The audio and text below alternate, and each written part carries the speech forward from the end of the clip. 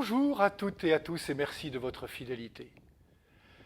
Cette parabole, je l'avoue, n'est pas simple. Et une lecture rapide fait que nous pourrions ne retenir que les phrases chocs qu'elle véhicule. Retirez-lui cette somme et donnez-la à celui qui a 10 fois plus.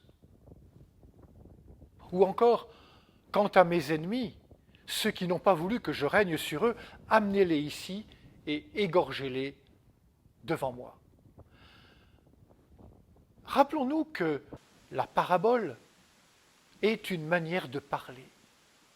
C'est une forme de langage qui passe par une histoire qui grossit les traits. Il faut surtout ne pas la prendre à la lettre. Il nous faut la décrypter. Il faut faire fonctionner notre intelligence. Par exemple, dire que cet homme de la noblesse qui veut devenir roi dans la parabole, c'est Jésus. C'est une erreur à ne pas faire. Ainsi, une parabole invite à la réflexion, elle dévoile une pointe, un message. Alors essayons ensemble de le décrypter et de le trouver. Rappelons-nous d'abord le contexte. Jésus monte vers Jérusalem.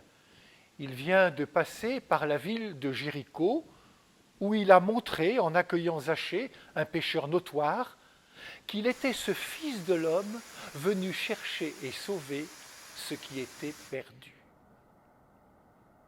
Jérusalem, c'est le lieu où Jésus va vivre sa passion, sa mort et sa résurrection. C'est le lieu où se posera la question de sa royauté. Oui, Jésus est roi, mais de quelle royauté faut-il parler? Souvenez-vous de cette parole de Jésus à Pilate qui l'interroge. Ma royauté n'est pas de ce monde. Si ma royauté était de ce monde, j'aurais des gardes qui se seraient battus pour que je ne sois pas livré aux Juifs. En fait, ma royauté n'est pas d'ici. On le voit bien, Jésus n'a pas grand-chose à voir avec le roi de la parabole qui dit vouloir faire égorger ceux qui s'opposeraient à son pouvoir. Regardons maintenant le mouvement de la parabole. L'homme de la noblesse remet à ses serviteurs une somme d'argent, la même à chacun. Puis, il s'en va. S'ouvre alors, pour ses serviteurs, un temps de liberté. Ils sont libres d'agir comme bon leur semble. Peut-on voir dans ce temps le temps que Dieu nous offre pour vivre et faire vivre ce qui nous est donné? Ce temps pour prendre nos responsabilités? Que faire de cette vie que Dieu nous confie?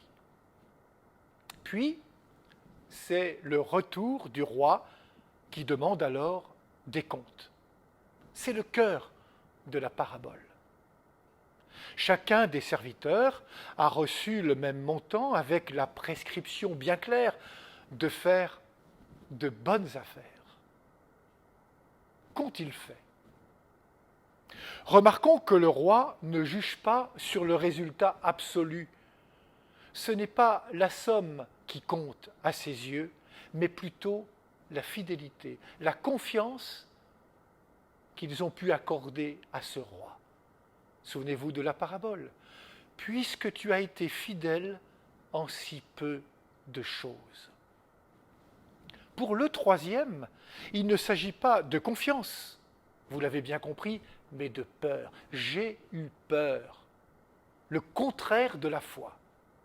Cette peur qui fait que ce troisième serviteur rend la somme remise intacte. Il n'a rien fait. Il n'a même pas accueilli ce qui lui a été remis. Il rend l'argent intact. Cette inaction est condamnée par le roi.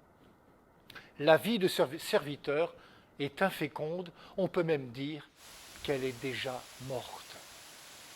Tout laisse à penser que s'il avait fait même un tout petit peu, il aurait été traité comme les autres. Ainsi, frères et sœurs, le message de la parabole nous dit tout ce que nous avons dans notre vie doit être vu à la fois comme une grâce, un don gratuit et une responsabilité, un agir que nous avons à vivre. C'est l'attitude de Jésus lui-même, qui, ayant reçu de son Père la mission de faire connaître son amour infini, donne sa vie en montant à Jérusalem pour que nous l'ayons en plénitude. Tout vient de toi, ô Père très bon, nous t'offrons les merveilles de ton amour. Bonne journée à toutes et à tous.